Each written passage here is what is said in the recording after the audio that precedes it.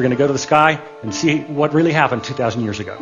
This program, incidentally, is it's called Starry Night, and it's a fabulous program. I'm only going to use it just a little here today to show you something spectacular, but if you're interested in astronomy, it's great stuff. Used widely by astronomers around the world. It is extremely accurate.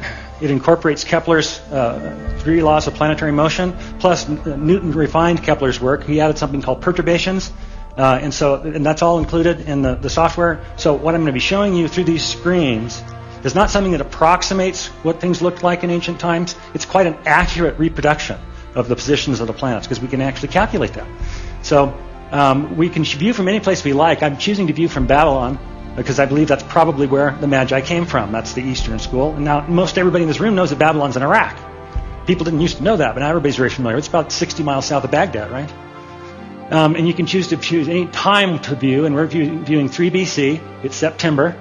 This is the compass rose. It says east, and this red line is the path of Jupiter through the sky. I've turned it on just to make it easier for you to follow Jupiter. Now, when I animate the sky, what's going to happen is you're going to watch the screen increment, and it's going to kind of do it stepwise. And what's happening in between those steps is the program is running through all that math to make sure that exactly what you see is exactly what happened. So let's take a look. And we see Jupiter rising. Oh, cool, Mr. Larson. There better be more, right? Oh, yeah, there's more. I'm already messing with you, though, because there are actually 2 things here. Can you see the 2 objects there? Let me take you to another screen so I can enlarge it without messing this screen up. I'm just going to zoom in. And as I zoom in, you'll find that there are 2 objects there. This is Jupiter. The smaller object is a star. It has a name. It's called Regulus. That's the same word root as our word regal. The Babylonians called Regulus Sharu, which means king. The Romans called Regulus Rex, which means king. This is the king star. We now have the king planet and the king star coming into very close approach. So I'm out there on the deck and I'm typing away and I find this and I'm thinking, well, that's pretty cool. I mean, I can see king there. Well, that was interesting. It was. That was a conjunction. It was interesting. But it also made me suspicious, because, like I say, I'm a lawyer and I'm not an astronomer and I didn't want to be fooled. I don't want to find something that turns out to not have any significance at all. Maybe that happens every Thursday, So I started running the universe backwards and forwards, just trying to find out how often do these conjunctions happen.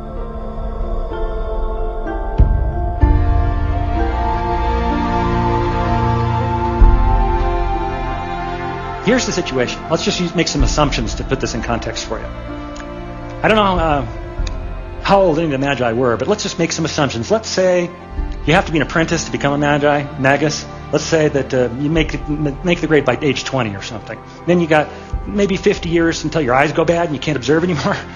So let's say they had 50-year careers. And let's put them in mid-career, just making some assumptions here. If that was the case, and if they were watching, weather permitting, if they were watching, they might have seen something like this 2 or 3 times before. So somewhat rare, somewhat interesting. Yeah, make a note of it. That's what they were into. But probably wouldn't send them to Jerusalem. Probably not. But of course, there's more. Now, I'd already told you that wandering stars move about in the field of fixed stars, right? But they don't do it correctly. Just so you'll know, the planets misbehave. Let me show you what they do.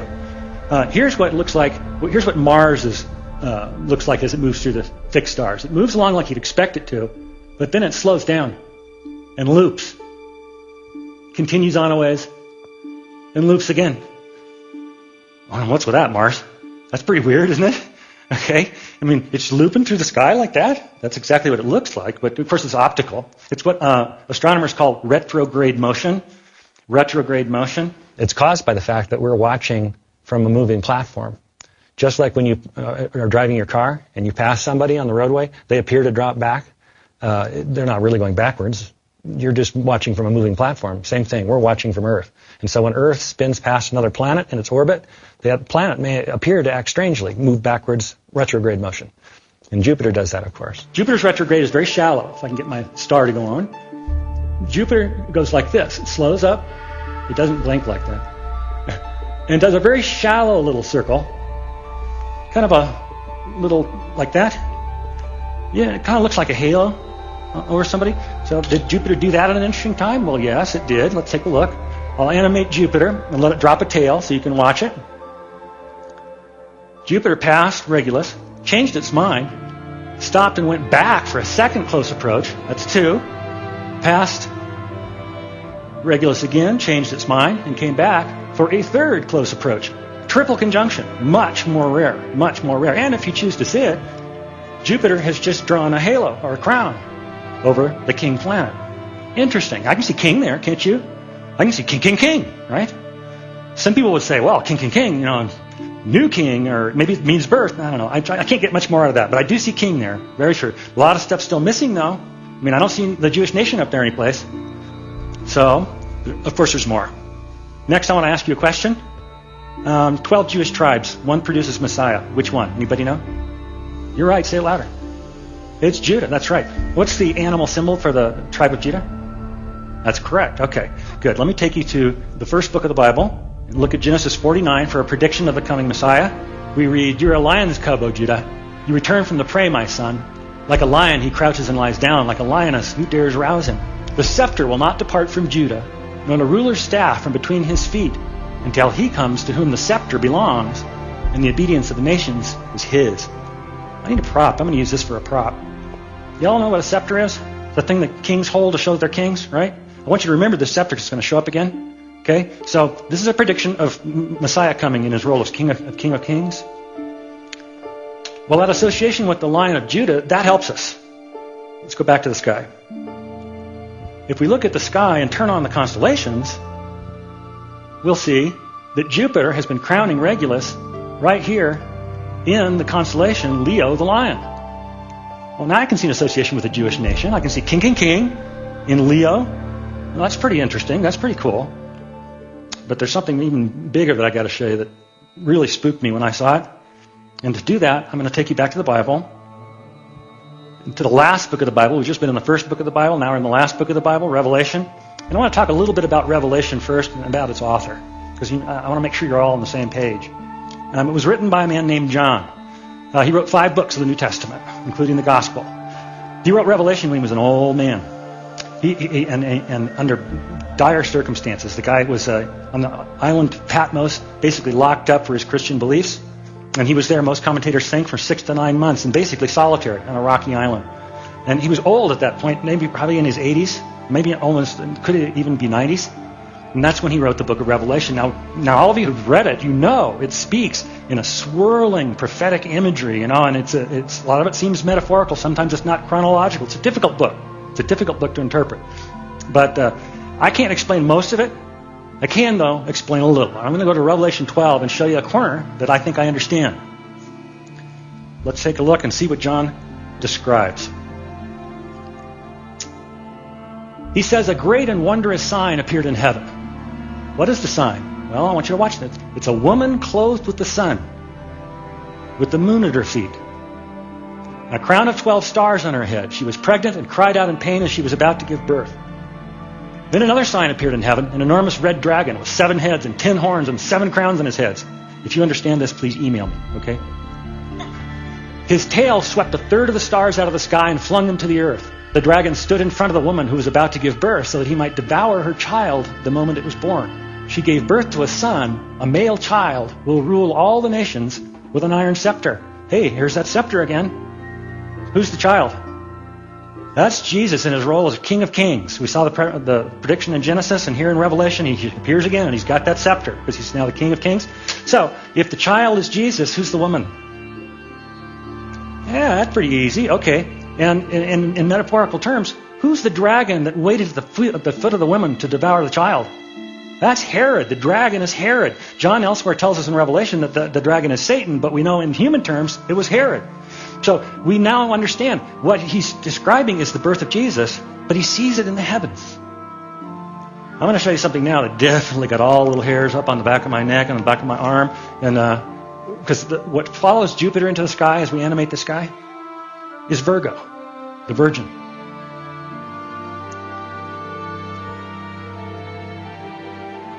And she is clothed in the sun. And she has the moon at her feet. It's just a crescent moon, a very small crescent, barely visible moon. There's a reason for that. This is Jewish New Year, Rosh Hashanah. The sheer weight of symbolism in the sky on this day blew me away. in September of 3 BC when Jupiter is coming in close conjunction with Regulus, the king planet and the king star. That happening in Leo, the lion representing the nation of Judah, the tribe of Judah. That rises in the sky, and behind it rises Virgo, the Virgin. And she's clothed in the sun. And she has the moon at her feet. It's exactly what John described in Revelation 12. It's what he saw in his vision. It's obvious. That got me. When I wound the time forward and saw that rise and realized, oh my goodness, that's what John saw. There it is. That really let all the hairs come up.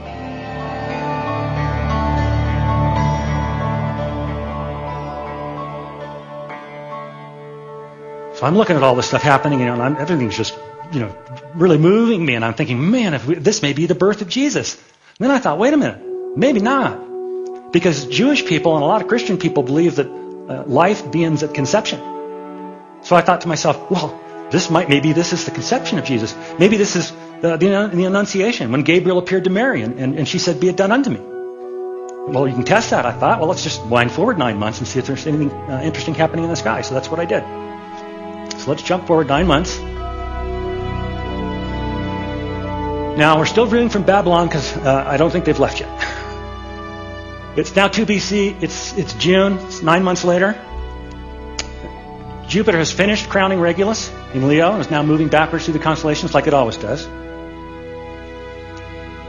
I'm going to not the sunset because I need the sky to be darker. You can see it setting in the west, of course, like everything does because of the rotation of the Earth. Incidentally, if you're in Babylon and you're looking west, what are you looking toward? Israel. Okay.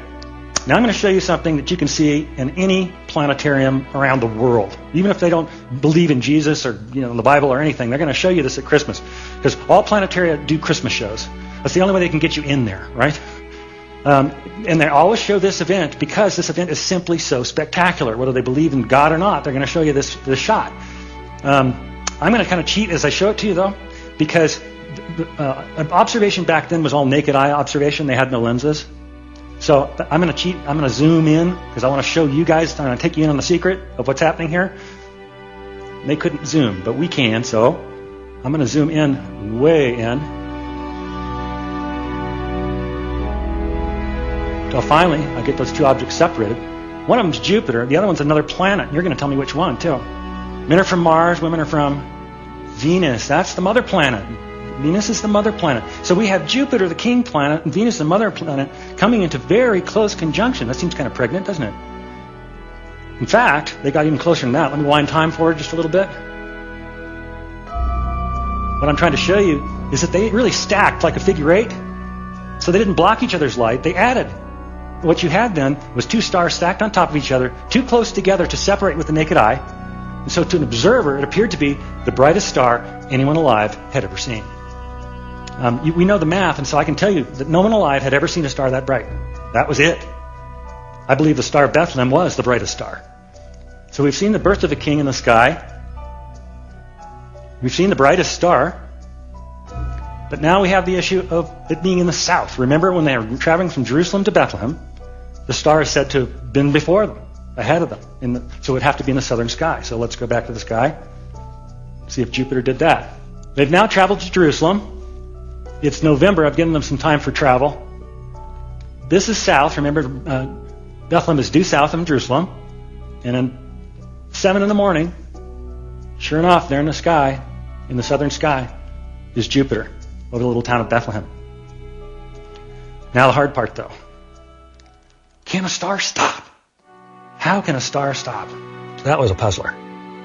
Because we all know stars can't stop. I mean, physics and inertia prevent that. So I puzzled with that hard. I worried about that one until I realized that I had the problem upside down. I had it backwards. The problem is not that stars can't stop. The problem is that all stars are always stopped. I mean, they move like the hour hand on your watch. You can't see it. You know it's moving, but you can see them move. Well, if the problem is that stars are always stopped, what can Matthew have meant by saying the star stopped? And I thought retrograde motion, because of course stars do stop, planets do, in their movement through the field of fixed stars. They stop, they even reverse course. And that's how I think retrograde motion explains what the star stopping was. So did Jupiter do that? Let's have a look. I'll animate Jupiter and let it drop a tail. And there you see it. Sure enough, Jupiter comes to a full stop and reverses course over the little town of Bethlehem. But I want to show you another screen that's more fun because I can throw dates with it. Now what I'm going to do on this one is I'm going to let Jupiter fly through the field of fixed stars, and it's going to throw off dates so we can tell when these events are happening. The first one there, I know it's small, I'll read it for you. It says 10:30 of 2 BC. Now let's fly Jupiter. You see it moving through the fixed stars. That says 11:25 of 2 BC, and it's slowing up. It's going to stop right about here, reverse course. The date when it stopped over the little town of Bethlehem, 12:25 of 2 BC. Does that date sound familiar? Well, Mr. Larson, you mean they went down there on Christmas? Well, it turns out that's true. Am I saying that Jesus was born on 12:25? No, I'm not saying that at all. Absolutely. In fact, I don't think anyone thinks that. No, what I'm saying is that is quite possibly the date of the first Christmas. Did it have any meaning to them? No, it had no meaning. The date had no meaning to them because they didn't even use our calendar system. But it does have meaning to us. It could well be assigned to us. Let me give you the chronology now. In September of 3 BC, Jupiter crowns Regulus in Leo. Uprises Virgo, clothed in the sun. New moon, birthed at her feet. Rosh Hashanah, Jewish New Year. 9 months later, the biggest planet goes together with the brightest planet to make the brightest star anyone alive had ever seen. Where? Right over Jerusalem as it sets. The Magi ride. They get there sometime around November. They go to Herod and they say, we've seen the star. Where's the baby king? Herod says, Bethlehem. So they're leaving the gates of Jerusalem to go to Bethlehem, 5-mile trek. And they look up, and there's the star. There's Jupiter, right over this little town of Bethlehem. One of the guys, who's the guy who does the math for the group, he's going, wait. It's in full retrograde. It stopped right over the little town of Bethlehem. They ride down to Bethlehem on 12:25, 2 BC. We know that's the date because that's when the star stopped. They're carrying gifts, remember? Frankincense, gold, and myrrh. They find the baby boy. Is he living in a manger? No. He's moved. He's in a house now. He's described in Greek as a paidion. He's a toddler. They find the baby boy, and they present these fabulous gifts to him on what turns out to be the first Christmas, 12:25 of 2 BC. And now I've shared with you the Star of Bethlehem, but now I'm going to reveal something to you. It turns out in my studies, I find that the Star of Bethlehem is the beginning of what I think of as a celestial poem that ends at Christ's death. And to show you the full poem, I've got to take you to the day of the cross.